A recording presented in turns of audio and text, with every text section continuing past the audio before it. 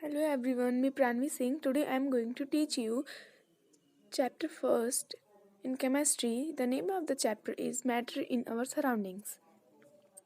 Our today's topic is physical nature of matter. First, matter is made up of particles. जो matter होते हैं वो particle से बने होते हैं. जि- जो मैटर के पार्टिकल्स होते हैं वो बहुत ही ज़्यादा स्मॉल होते हैं, उन्हें हम अपने नेकेड आई से नहीं देख सकते. Second, how small are this particle of matter. Matter के जो पार्टिकल्स होते हैं वो कितने स्मॉल होते हैं. Now come to the second topic, characteristics of particles of matter. जो मैटर के पार्टिकल्स हैं उनकी कैरेक्टरिस्टिक्स क्या हैं. First, particle of matter have space between them.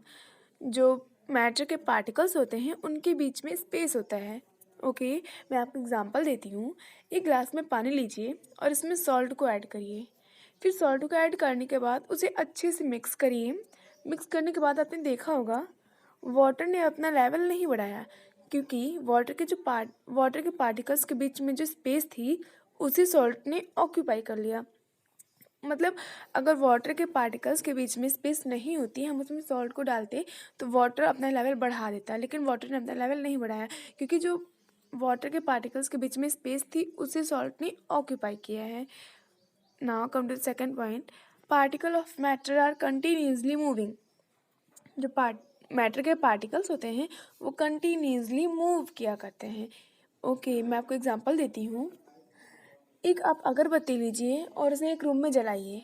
ठीक, फिर आप दूसरे रूम में जाके बैठिए तो आपके पास तक हल्की हल्की उसकी महक आती रहेगी, इसकी स्मेल आती रहेगी आपके पास तक, due to the gas atmosphere की वजह से. मतलब आप एक रूम में अगरबत्ती जलाएंगे, आप अगर उसके थोड़े दूर पे बैठते हैं फिर दूसरे रूम में बैठते हैं तो हल्की हल्की स्मेल आपके पास तक आती रहेगी. तो मतलब इससे ये प्रूफ होता है कि जो मैटर के जो पार्टिकल्स होते हैं वो कंटिन्यूसली मूव किया करते हैं. Now come to the third point, particle of matter attract to each other. जो मैटर के पार्टिकल्स होते हैं वो एक दूसरे से अट्रैक्ट होते हैं. ओके, मैं आपको इसका भी एग्जांपल देती हूँ. Take all the above object and try hammering them, stretching और ब्रेकिंग देम. मतलब कुछ चीज़ लें और उन्हें खींचकर हथौड़े से मारने की कोशिश करें.